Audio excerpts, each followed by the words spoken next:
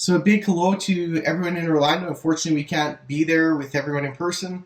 I started building our ACN business about a few years ago with my wife. I always knew that social media was going to be an important part of our business in growing it. And ACN has a system that if we follow it, we will succeed. As a company, they don't stand still. They're constantly growing. And I knew that that would have to be the case if we wanted our business to grow as well. So as the system adapts and evolves, it's important to keep up. So I hadn't always been as consistent as I wanted to be with my business. And so a few months ago, Jeff and Melissa Street did an amazing training on social media. And a lot of what they said wasn't new to me. It was reminders, but it was the way they taught it, the reminders that they gave, the way they presented it. And it was that kick in the butt that I knew I needed.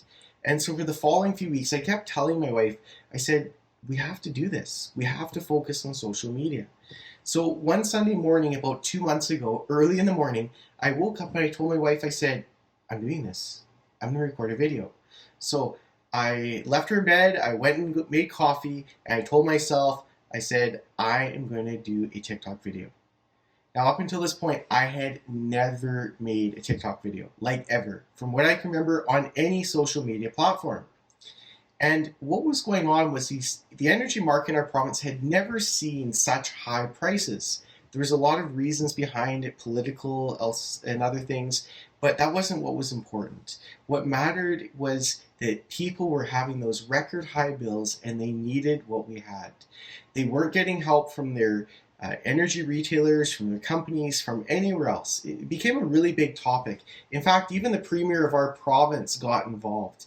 Needless to say, it was on people's minds. So just like the street social media training, I wanted to make sure that it wasn't preachy, spammy, selling, controversial, political. I had one goal in mind, and that was to provide value. So I did a little bit of research, I wrote some notes, and I used this little device to record my first TikTok. I think it took me about 20 attempts, but finally I had a version to post. So at this point, I still didn't even know if I had posted right or if I had done it right. And I had actually had the long game in mind. I told my wife, I said that even if it took us a year to build our audience, to build that trust or longer, it would be worth it. Business would come. We just needed to do it right. We needed to give value and valuable content. Our first video was only 53 seconds. It talked about what was happening in our market. I had coffee with my wife, and then I started seeing some views pop up. I checked, and there were like 20,000 views, then 30,000. And being a TikTok newbie, I couldn't believe this. I had no clue, so I had to go check with my wife to make sure this was actually happening, that I was checking the right spot. I wasn't looking somewhere where it shouldn't have been. I checked again, 30,000, 40,000 views. By the end of the day, there were over 100,000 views. That video now has over 400,000 views. It started generating likes, comments, followers. Over 3,000 people saved the video, and it led to hundreds of comments and questions. I may not have taken advanced math and science in school, but I've definitely learned to work smarter over the years, which is why we're building a residual business that pays long term.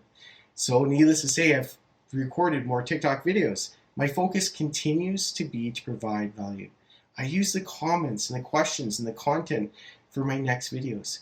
Who cares what I have to say? People don't care about what I have to say. They care about what is important to them. So give them the answers they're asking for. Don't sell.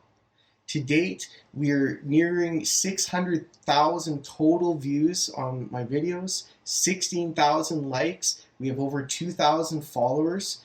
Now, this is something because we started with 0 views. We started with 0 followers, 0 likes, 0 experience. And in big markets, this may not seem like a lot, but we're talking about one little market in one province, a province of under 5 million people. This has led to hundreds and hundreds of emails. We have 133 new customers between my wife and I in just the past 2 months. We're now continuing to get referrals from referrals, people posting publicly about us. All this from taking that one step, from stepping outside of our comfort zone. We've been able to hit a number of the Zoom bonuses.